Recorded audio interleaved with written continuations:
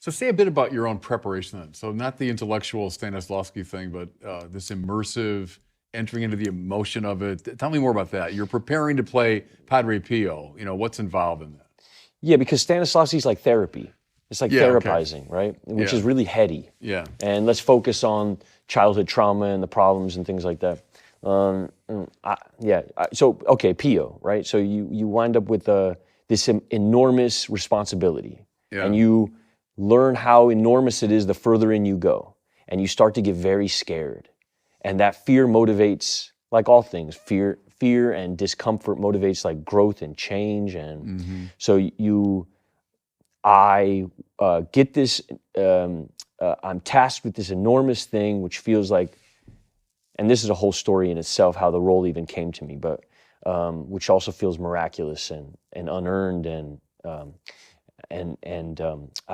Anyway, I wind up with this task. And the task is to play like one of the most spiritual men that ever lived. You're playing one of the most respected, beloved saints that ever graced the earth. Some people in Italy don't carry a Jesus on them; they carry a Pio on them. Yeah, right. You go to certain places in Italy, and he's everywhere. He's Elvis, and I mean that in the best way.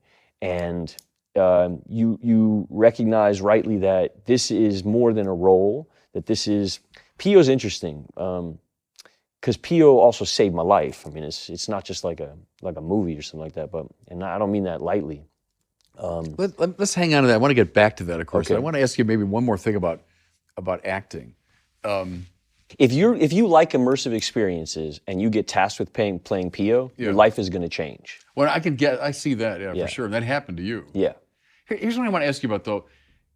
Actors have been fascinating to us from ancient times. It's not like a Hollywood thing. It goes all the way back to ancient times. The people loved actors. They find them fascinating. For some reason, people that can play other people, we find compelling. And then even like the ancient philosophers were very interested in acting and theater, Can I interject for 1 second? Yeah, go ahead. Just to say that Mass is a bit of a performance. Yeah. Mass, the priest is performing the last moments of Christ's life, and he is a vessel for this extraordinary experience, this extraordinary moment in time, and he is replaying as the host is imbued with the Spirit, that is a bit of a performance. And so different priests have different performances. And there's not to say a priest is an actor, because that somehow minimizes the sacred nature of the task, but there is a correlation between Mass and being an actor completely immersed in an immersive experience. Mm-hmm. That was my first inroad to Pio, was, okay, that Mass is an immersive experience. He's fully involved. His Mass was very different than other Masses that were performed in that it was lively. It was, you never knew which way it was going to go. We have some films of those. We've seen Padre Pio sing Mass. And it's an emotional experience. It's not just the tradition of it. It's not just the ritual of it. It's an entire journey that he goes through. He's exhausted at the other end.